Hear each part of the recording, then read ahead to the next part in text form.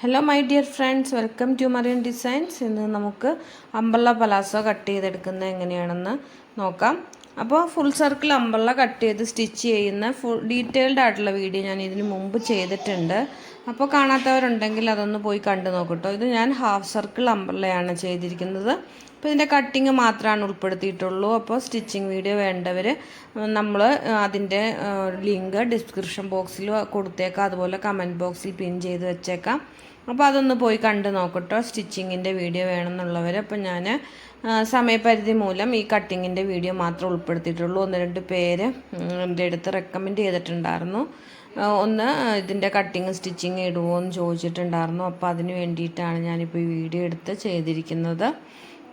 അപ്പം ജോർജറ്റിൽ വരുന്ന മെറ്റീരിയലാണ് ഞാൻ പലാസോയ്ക്ക് വേണ്ടിയിട്ട് എടുത്തിരിക്കുന്നത്. അപ്പോൾ ലൈനിങ് ക്രേപ്പിൻ്റെ ലൈനിങ് ആണ് എടുത്തിരിക്കുന്നത്. അപ്പോൾ അത്യാവശ്യം വലിപ്പമുള്ള ഒരു 36 ഇഞ്ച് വേസ്റ്റ് അളവും 38 ഇഞ്ച് ലെങ്ത്തും ഉള്ള ഒരു അളവിലാണ് കേട്ടോ ഈ പലാസോ വന്നിരിക്കുന്നത്. അപ്പോൾ 3 മീറ്റർ അളവാണ് കേട്ടോ മെറ്റീരിയൽ രണ്ടും, ലൈനിങ്ങും ജോർജറ്റും 3 മീറ്റർ ആട്ടോ. അപ്പോൾ നമുക്ക് ആദ്യം ലൈനിങ് കട്ട് ചെയ്തെടുക്കാം. അപ്പോൾ ആദ്യം തന്നെ മെറ്റീരിയൽ 3 മീറ്റർ രണ്ടായിട്ട് ഫോൾഡ് ചെയ്ത് എടുക്കുക. അതിന് ശേഷം അത് ഇതുപോലെ കോണായിട്ട് മടക്കിയിട്ട് കൊടുക്കുക കേട്ടോ. മടക്കുമ്പോൾ ഓപ്പൺ ആയിട്ടുള്ള സൈഡ് നമ്മൾ കട്ട് ചെയ്യാൻ നിൽക്കുന്നതിൻ്റെ ഓപ്പോസിറ്റ് സൈഡിലേക്കും ക്ലോസ് ആയിട്ടുള്ളത് നമ്മുടെ സൈഡിലേക്കും വരാൻ പാകത്തിന് ഇതുപോലെ മടക്കിയിട്ട് എടുക്കുക കേട്ടോ. അപ്പോൾ ഇതുപോലെ ക്രോസ് ആയിട്ടാണ് നമ്മൾ അംബ്രല്ല പലാസോ ചെയ്തെടുക്കുന്നത്. നമ്മുടെ അരവണ്ണം എത്രയാണോ വരുന്നത് അതിൻ്റെ കൂട്ടത്തിൽ ഒരു 10 ഇഞ്ച് ലൂസ് കണക്കൂട്ടി എടുക്കുക. അപ്പോൾ 36 ആണെങ്കിൽ 10 കൂട്ടി 46 എടുക്കുക. അതിൻ്റെ 4/1 നമുക്ക്, 4ആയിട്ടല്ലേ തുണി മടക്കിയിട്ടിരിക്കുന്നത്, അപ്പോൾ 4/1 നമുക്ക് ഈ നമ്മൾ അടയാളപ്പെടുത്തി കൊടുക്കുന്ന ഭാഗത്ത് വരേണ്ടത് കേട്ടോ. അപ്പോൾ ഏകദേശം ഒന്ന് നമുക്ക് ആ അളവ് കിട്ടാൻ പാകത്തിന് ഒന്ന് ജസ്റ്റ് ഒന്ന് വരച്ചു കൊടുത്തതിന് ശേഷം അതിൻ്റെ സൈഡിൽ എത്രയാണോ വന്നിരിക്കുന്നതെന്ന് നോക്കി അതിൻ്റെ എല്ലാ പോയിൻറ്റുകളും മുകൾ ഭാഗത്തുനിന്ന് കോണായിട്ട് വരുന്ന ഒരു പോയിൻ്റ് ഉണ്ടല്ലോ, ആ പോയിന്റിൽ നിന്ന് വെച്ച് കൊടുത്ത് മാർക്ക് ചെയ്തെടുക്കുക. ഇവിടെ 14 ഇഞ്ച് എനിക്ക് ലെങ്ത്ത് കിട്ടിയത്. അപ്പോൾ 14 ഇഞ്ച് ലെങ്ത്ത് എല്ലാ സ്ഥലത്തും ഞാനൊന്ന് മാർക്ക് ചെയ്ത് കൊടുത്ത് കറക്റ്റ് ഒരു റൗണ്ട് പോലെ തന്നെ ആക്കി എടുത്തിട്ടുണ്ട്. എന്നിട്ട് നമുക്ക് വേണ്ടുന്ന അളവ് അവിടെ കിട്ടുന്നുണ്ടോ എന്ന് നോക്കുക. എനിക്കിവിടെ 11.5 ഇഞ്ച് മതി, എനിക്കത് അവിടെ കിട്ടുന്നുണ്ട് കേട്ടോ. ഇനി നമുക്ക് ഈ ഭാഗത്തുനിന്ന് നമുക്ക് സീറ്റ് ഇറക്കം അടയാളപ്പെടുത്തി എടുക്കണം. ഇവിടെ സീറ്റ് ഇറക്കം ഞാൻ 12.5 ഇഞ്ചാണ് എടുത്തിരിക്കുന്നത്. അപ്പോൾ ആ സീറ്റ് ഇറക്കം ഇവിടെ നമുക്ക് താഴേക്ക് അടയാളപ്പെടുത്തി കൊടുക്കുക.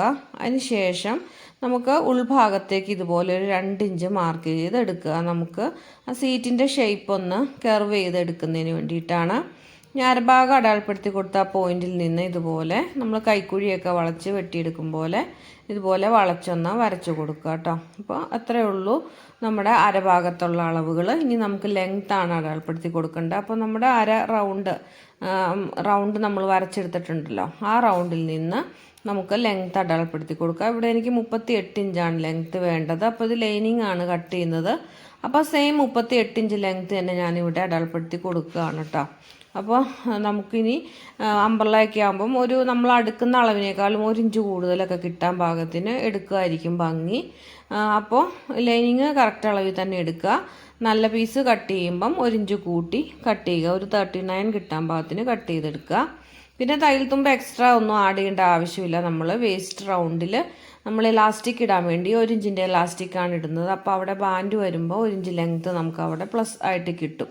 അപ്പോൾ നമുക്കിവിടെ താഴെ റോൾ ഹെം ചെയ്താണ് എടുക്കുന്നത്. പാൻറ്റിൻ്റെ അടിഭാഗം റോൾ ഹെം ചെയ്താണ് എടുക്കുന്നത്. ഇനി മടക്കി അടിക്കുന്നുണ്ടെങ്കിൽ അങ്ങനെയുള്ളവർ മാത്രം എക്സ്ട്രാ തയ്യൽ തുമ്പ് എടുത്താൽ മതി. ഞാനിവിടെ റോൾ ഹെം ചെയ്തെടുക്കുന്നതുകൊണ്ട് അവിടെ എനിക്ക് 1/2 ഇഞ്ചാണ് തയ്യൽ തുമ്പ് വേണ്ടു. അപ്പോൾ അതും വേസ്റ്റിൻ്റെ അവിടെ 1/2 ഇഞ്ച്, ബെൽറ്റ് പിടിപ്പിക്കാൻ വേണ്ടുന്ന 1/2 ഇഞ്ച് അതുമാണ് എനിക്ക് അവിടെ എക്സ്ട്രാ വേണ്ടി വരുള്ളൂ. അപ്പോൾ അവിടെ നമ്മൾ ഇലാസ്റ്റിക് 1 ഇഞ്ചിൻ്റെ പടി വരുന്നതുകൊണ്ട് എക്സ്ട്രാ ഞങ്ങൾ ആഡ് ചെയ്യുന്നില്ല.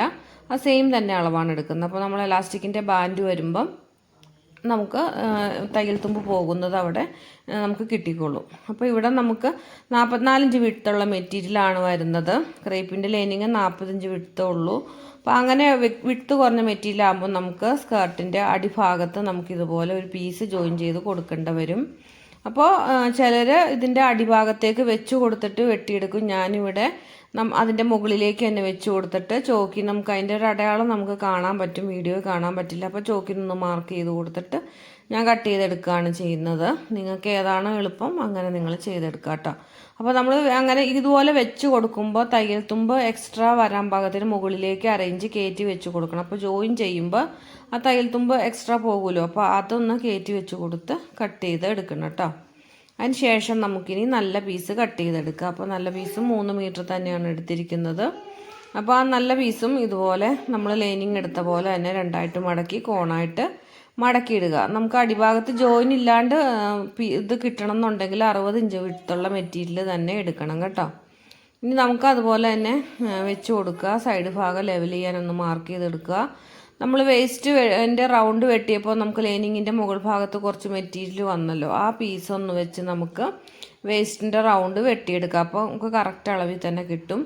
അതുപോലെ സീറ്റിൻ്റെ അവിടുത്തെ ആ കർവ് ഷേപ്പും നമുക്ക് ലൈനിങ്ങിൻ്റെ വെട്ടിയെടുത്ത ലൈനിങ്ങിൻ്റെ പീസ് ഉണ്ടല്ലോ അത് വെച്ചിട്ട് ആ കർവ് ഷേപ്പും നമുക്ക് വെട്ടിയെടുക്കാം. ഇനി ലെങ്ത് ആണ് വേണ്ടത്. ലെങ്ത്ത് നമ്മൾ ലൈനിങ് അടയാളപ്പെടുത്തിയതിനേക്കാളും ഒരു ഇഞ്ച് കൂട്ടി അടയാളപ്പെടുത്തി കട്ട് ചെയ്തെടുക്കുക. ഇനി ജോയിൻ ചെയ്യാനുള്ള പീസും ഞാൻ നേരത്തെ ലൈനിങ്ങിൽ പറഞ്ഞ പോലെ തന്നെ പീസ് വെച്ച് കൊടുത്ത് ഇതുപോലെ ഒന്ന് കട്ട് ചെയ്തെടുക്കുക കേട്ടോ. അപ്പോൾ വെക്കുന്ന സമയത്ത് തയ്യൽ തുമ്പ് നമുക്ക് പോകുന്നത് എത്രയാണോ അത് എക്സ്ട്രാ മുകളിലേക്ക് കയറ്റി വെച്ച് കൊടുക്കാനൊന്ന് ശ്രദ്ധിക്കുക. അത്രേ ഉള്ളൂ. എനിക്ക് ഇങ്ങനെ കട്ട് ചെയ്തതാണ് കേട്ടോ എളുപ്പമായിട്ട് തോന്നിയിരിക്കുന്നത്. അപ്പോൾ അതൊന്ന് അകവും പുറം മാറിപ്പോകാണ്ട് ജോയിൻ ചെയ്യാൻ വേണ്ടിയിട്ട് മാർക്ക് ചെയ്ത് കൊടുക്കുക. ഇനി നമുക്ക് ഇലാസ്റ്റിക് ഇടാനുള്ള ബാൻഡ് വെട്ടിയെടുക്കണം. ഞാനിവിടെ 1 ഇഞ്ചിൻ്റെ ഇലാസ്റ്റിക്കാണ് ഇടുന്നത്. അതുകൊണ്ട് ഞാൻ 3.5 ഇഞ്ച് വീതിയിലാണ് വെട്ടിയെടുത്തിരിക്കുന്നത്. അതുപോലെ നമ്മുടെ വേസ്റ്റ് റൗണ്ട് എത്രയാണോ നമ്മൾ എടുത്തിരിക്കുന്നത് അത്രയും നീളത്തിലും നമുക്ക് കട്ട് ചെയ്തെടുക്കണം. അപ്പോൾ ലെങ്ത് തികയില്ലാത്തതുകൊണ്ട് വേറൊരു പീസും കൂടെ ജോയിൻ ചെയ്തെടുക്കാൻ വേണ്ടി ഞാൻ കട്ട് ചെയ്തെടുക്കുന്നുണ്ട്. ഇനി നമുക്ക് ലൈനിങ് വെച്ചിട്ട് നല്ല പീസ് കട്ട് ചെയ്തെടുക്കണം കേട്ടോ. ജോർജറ്റിൻ്റെ നല്ല മെറ്റീരിയൽ എടുക്കുക. അപ്പോൾ ലൈനിങ് ഇട്ട് തന്നെയാണ് നമുക്ക് ഇലാസ്റ്റിക്കും ഇടാൻ പറ്റത്തുള്ളൂ.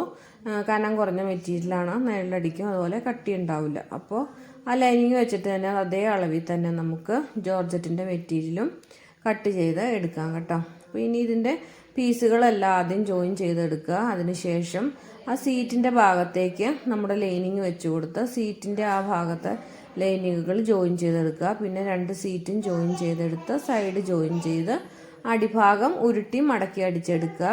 പിന്നെ നമുക്ക് ഇലാസ്റ്റിക്കും ഇട്ട് കൊടുക്കുക. അപ്പോൾ ഇതിൻ്റെ സ്റ്റിച്ചിങ്ങിൻ്റെ കറക്റ്റായിട്ടുള്ള വീഡിയോ ഞാൻ ഇതിന് മുമ്പ് ചെയ്തിട്ടുള്ളതുകൊണ്ട് സ്റ്റിച്ചിങ് ഇതിൽ ഉൾപ്പെടുത്തിയിട്ടില്ല. അത് വേണമെന്നുള്ളവർ ഞാൻ പറഞ്ഞ വീഡിയോ ഒന്ന് പോയി ജസ്റ്റ് കണ്ടു നോക്കട്ടോ.